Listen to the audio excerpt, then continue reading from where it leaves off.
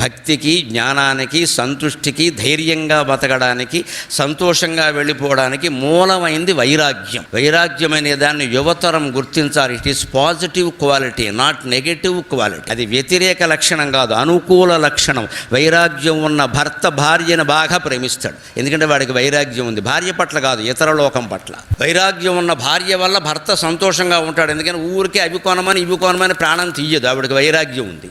ఉన్నదాని చాలే, ఏమీ లేకపోవడం కాదండి, ఉన్నదాంతో సంతృప్తి పడడం వైరాగ్యం. మొత్తం తీసేయమని ఎవరూ చెప్పలేదు ఇక్కడ. ఆ పైన ఏమీ కోరకుండా ఉండడమే వైరాగ్యం. ఉన్నవన్నీ వదిలేయమని ఎవరూ చెప్పలేదు. అంటే వైరాగ్యాన్ని ఎప్పుడు వ్యతిరేక గుణమని అనుకోవద్దు దయచేసి.